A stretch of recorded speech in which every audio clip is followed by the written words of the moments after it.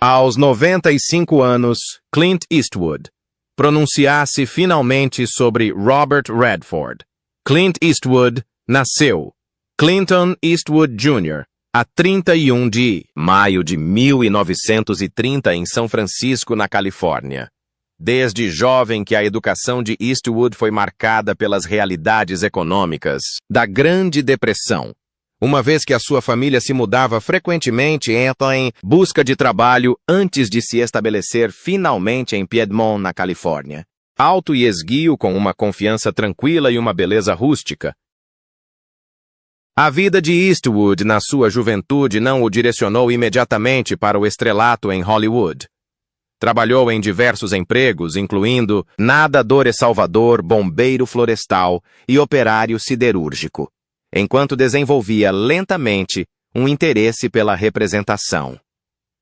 A sua presença natural e carisma acabaram por levá-lo a pequenas oportunidades de representação na década de 1950. Embora o estrelato não viesse de forma rápida ou fácil, os seus primeiros passos no mundo do entretenimento foram marcados pela persistência, resiliência e uma ascensão gradual rumo ao reconhecimento. Grande sucesso de Eastwood surgiu quando foi escolhido para o papel de Rowdy Yates, no western televisivo Rawhide, de 1955, 9 a 1965.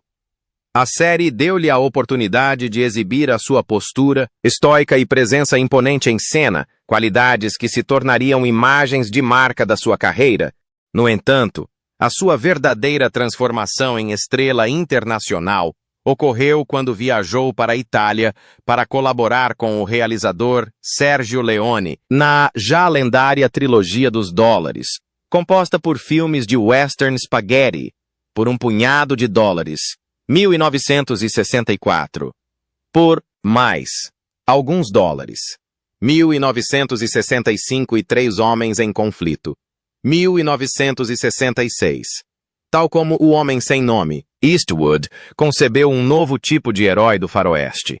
Misterioso, lacônico, moralmente ambíguo, mas inegavelmente magnético. Estes filmes não só consolidaram o seu lugar na história do cinema, como também ajudaram a redefinir o gênero western para uma nova geração. O sucesso dos westerns italianos levou Eastwood até a década de 1970, onde começou a explorar papéis e colaborações mais diversas. A sua interpretação do inspetor Dirty Harry Callahan no thriller policial Dirty Harry de 1971 criou mais uma persona inesquecível no ecrã. A personagem, um polícia duro de São Francisco, com um sentido de justiça implacável e uma disposição para infringir as regras, tornou-se um ícone cultural e foi repetido em várias sequências. A frase "Senteste com sorte punk" entrou para a cultura popular e continua a ser uma das falas mais citadas na história do cinema. A interpretação de Eastwood como Harry Callahan ressoou com o público numa era de convulsão social, dando voz a frustrações e, ao mesmo tempo, provocando debates sobre lei, justiça e justiça pelas próprias mãos. Mesmo enquanto prosperava como protagonista, Eastwood demonstrou ambição de moldar a sua carreira para além da representação. Fundou a sua própria produtora, a Malpazzo Productions, o que lhe deu um maior controle sobre os filmes que realizava. Cedo passou para trás das câmaras dirigindo e produzindo uma vasta gama de projetos que lhe permitiram experimentar estilos narrativos e explorar temas como a moralidade, a redenção e a complexidade humana. Os seus trabalhos como realizador começaram a receber aclamação da crítica com sucessos iniciais como Play Misty for Me, 1971, demonstrando a sua capacidade em criar narrativas de suspense. Com o tempo, o seu trabalho atrás das câmaras valeu-lhe tanto respeito quanto a sua presença em frente aos ecrãs. A carreira de Eastwood como realizador atingiu patamares extraordinários com filmes como Os Imperdoáveis, 1992, que lhe valeu o Oscar de melhor realizador e melhor filme. sendo frequentemente considerado um dos maiores westerns de todos os tempos. Menina de Ouro, 2004, repetiu este triunfo, valendo-lhe novamente Oscars nas mesmas categorias e confirmando o seu estatuto de um dos melhores cineastas da sua geração. Outros trabalhos notáveis como realizador incluindo Sobre Meninos e Lobos, Mystic River, 2003. Cartas de Iwo Jima, 2006. Sniper Americano, 2014. E Sully, 2016, demonstraram a sua capacidade de abordar diversos gêneros com profundidade, emocional e precisão. O seu estilo de realização, caracterizado pela eficiência, minimalismo e foco na narrativa, em vez do espetáculo, valeu-lhe a admiração não só em Hollywood, mas em toda a comunidade cinematográfica global. Para além da sua carreira profissional, Clint Eastwood teve uma vida marcada tanto pela complexidade como pela individualidade. Conhecido pela sua forte independência, dedicou-se a paixões pessoais, como a música, a política e o serviço público. Amante de jazz, compôs e interpretou bandas sonoras para vários filmes. Na política, foi presidente da Câmara de Carmel by the Sea, na Califórnia, de 1986 a 1988, demonstrando o seu compromisso com o serviço comunitário e a sua disponibilidade para assumir posições de liderança para além da indústria do entretenimento. A 19 de dezembro de 1953, Clint Eastwood casou com Maggie Johnson, uma jovem de uma beleza estonteante que trabalhava como modelo na altura. O casamento aconteceu antes de Eastwood alcançar a fama em Hollywood, fazendo de Johnson a sua companheira. Durante os anos de luta e início de carreira, o casamento duraria mais de 3 décadas, resistindo à turbulência da ascensão de Eastwood ao estrelato, à sua crescente reputação como galã de Hollywood e a sua vida pessoal cada vez mais complicada. Juntos, Eastwood e Johnson tiveram 2 filhos.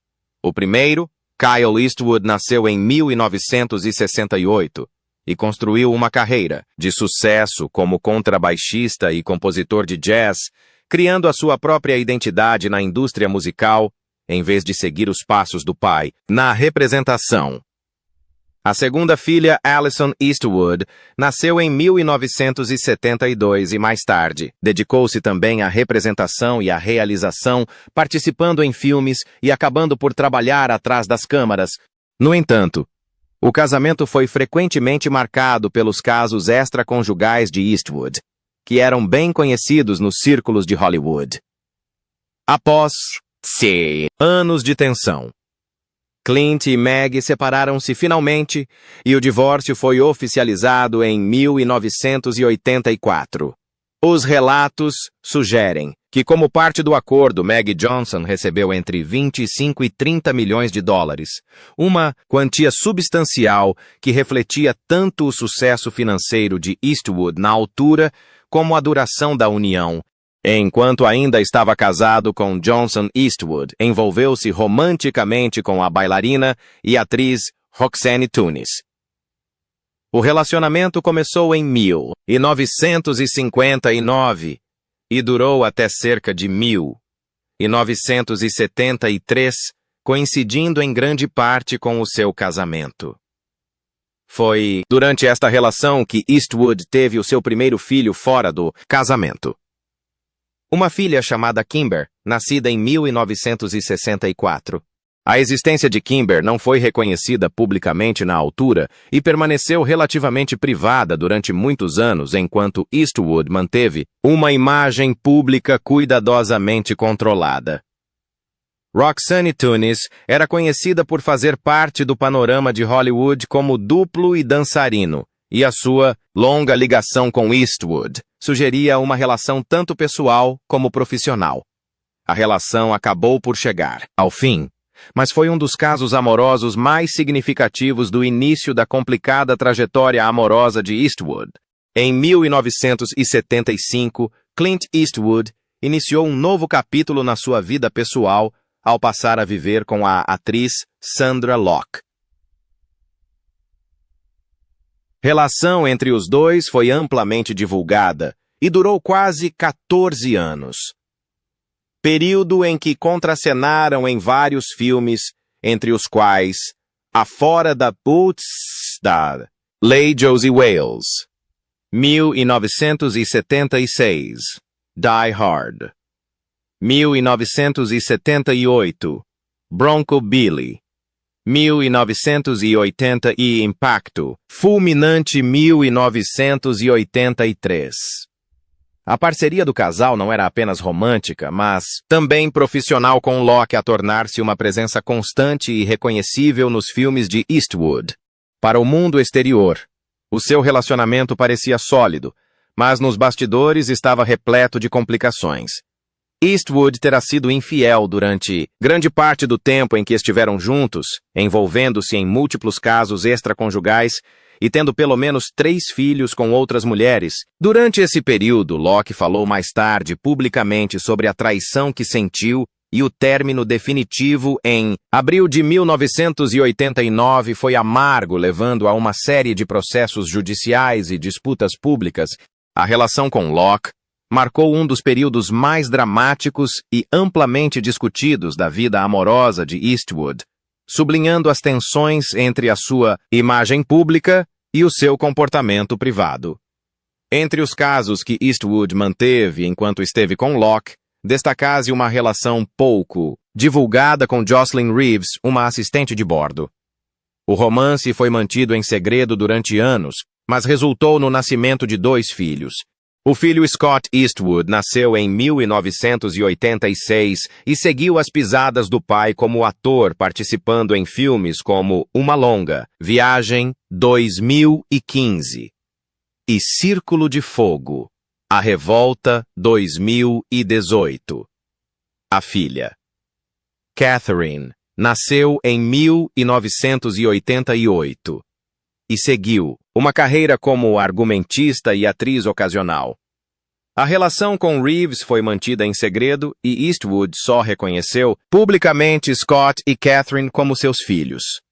Muitos anos mais tarde, o que contribuiu ainda mais para a complexidade da sua vida familiar. Após o fim da sua longa relação com Sondra Locke, em 1989, Eastwood iniciou outro romance de grande impacto, desta vez com a atriz Frances Fisher. Fisher foi uma respeitada atriz de teatro e cinema, conhecida pela sua presença marcante e pelo seu trabalho em filmes como Os Imperdoáveis 1992, no qual contracenou ao lado de Eastwood. A relação entre ambos foi, tanto profissional como pessoal, durou vários anos e resultou no nascimento de uma filha, Francesca, em 1993. Francesca Eastwood cresceu sob os holofotes e mais tarde seguiu uma carreira como atriz e modelo, tornando-se uma figura pública reconhecida pelo seu próprio mérito. Embora o romance de Eastwood com Fisher tenha eventualmente chegado ao fim, o seu relacionamento foi considerado um dos mais estáveis e afetuosos da sua vida, em comparação com alguns dos relacionamentos mais turbulentos que o precederam. Aos 95 anos, Clint Eastwood viveu o suficiente para ver gerações inteiras de atores, realizadores e ícones culturais a ascender e a desaparecer. Ao longo da sua longa carreira, Eastwood raramente se envolveu em mexericos ou se deteve em assuntos relacionados com outras figuras de Hollywood. A sua reputação foi sempre construída sobre uma dignidade discreta, a de um homem que preferia deixar o seu trabalho falar mais alto do que qualquer entrevista ou manchete. Por isso, quando finalmente decidiu falar do também lendário Robert Redford, o momento teve um peso enorme. Ambos moldaram o cinema americano de formas que poucos outros conseguiram igualar. E embora as suas carreiras raramente se tenham cruzado, diretamente os seus nomes estão há muito ligados como símbolos de um poder estelar duradouro. Eastwood, que costuma ser cuidadoso com as palavras, surpreendeu muitos ao partilhar os seus pensamentos. O Robert sempre foi alguém que respeitei a distância. Começou. Surgimos mais ou menos na mesma altura, e embora não frequentássemos os mesmos círculos, sempre admirei a forma como se comportava. tinha um estilo, uma presença que eram só dele. Este foi um raro momento de elogio direto de Eastwood, que não é conhecido por distribuir elogios com facilidade. A declaração revelou que, mesmo na sua própria carreira brilhante, ele permaneceu consciente do talento artístico e da influência dos seus contemporâneos.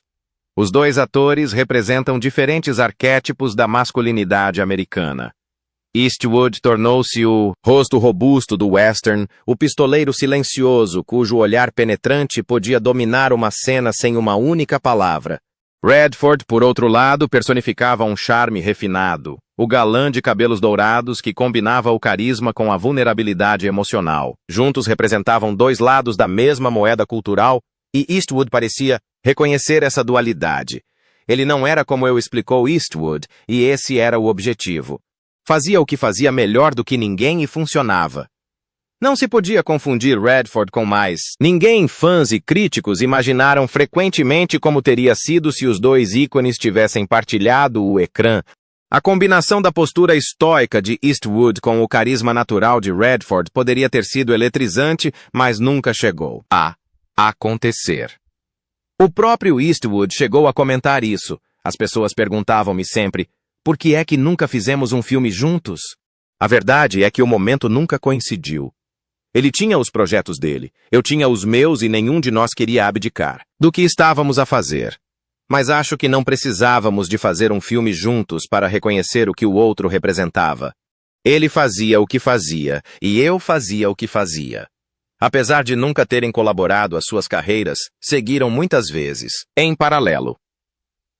Ambos acabaram por migrar para trás das câmaras, onde provaram ser tão talentosos como realizadores como atores.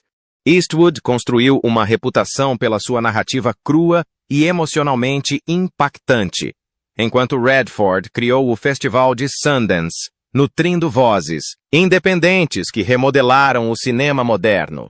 Eastwood reconheceu esta conquista com genuína admiração. O que Robert fez com Sundance foi notável. Deu oportunidades a cineastas que talvez nunca tivessem tido uma oportunidade. Isto não é fácil. Requer visão. É preciso coragem. Ele criou um legado que sobreviverá a ambos. O que torna a reflexão de Eastwood tão poderosa é a perspectiva que só surge com a idade. Aos 95 anos, já não fala como concorrente, nem sequer como contemporâneo. Em vez disso, recorda a trajetória partilhada de dois homens que definiram eras do cinema e deixaram um legado de obras que continuam a inspirar.